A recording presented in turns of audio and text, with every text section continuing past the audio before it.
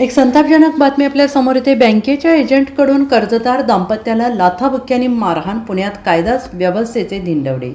बँकांमधून कर्ज घेतलेल्या कर्जदारांना बँका आणि वसुली अधिकारी एजंटकडून नेहमीच तगादा लावला जातोय। काही आर्थिक अडचणींमुळे कर्जाचे हप्ते थकल्यानंतर किंवा उशीर झाल्यानंतर बँक कर्मचारी सावकारी पाश दाखवत कर्जदारांना अरेरावीची भाषा करतात। अनेकदा संबंधित कर्जदाराकडील काही वस्तू उचलून नेल्या जातात, तर कधी मारहाणीची देखील घटना घडते। पुण्यातील हडपसरमध्ये अशीच मारहाण करण्यात आल्याचा धक्कादायक प्रकार समोर आला असून या घटनेचा व्हिडिओ देखील व्हायरल झाला आहे। हडपसर येथील एका व्यक्तीला भर रस्त्यात बँकेचे वसुली एजंट घेरून मारहाण करतात असे म्हणत खासदार अमोल कोल्हे यांनी राज्यातील कायदा आणि सुव्यवस्थेवर प्रश्नचिन्ह उपस्थित केलं आहे।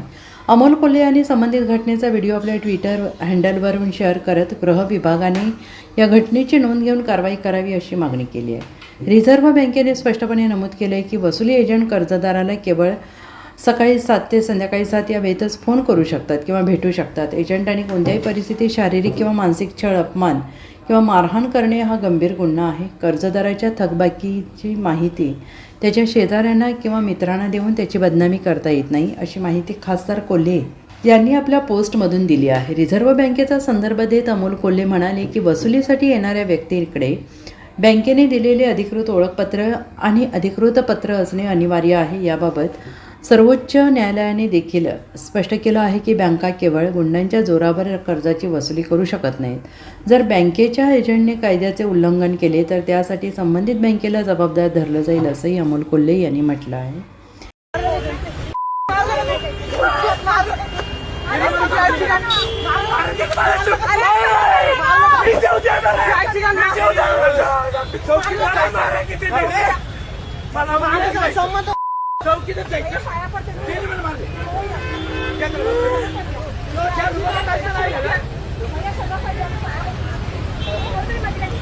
तुम्ही कॉन्स्टेबल होते ना?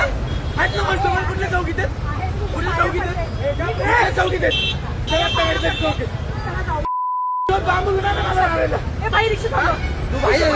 Bureau report SBN Marathi, Pune.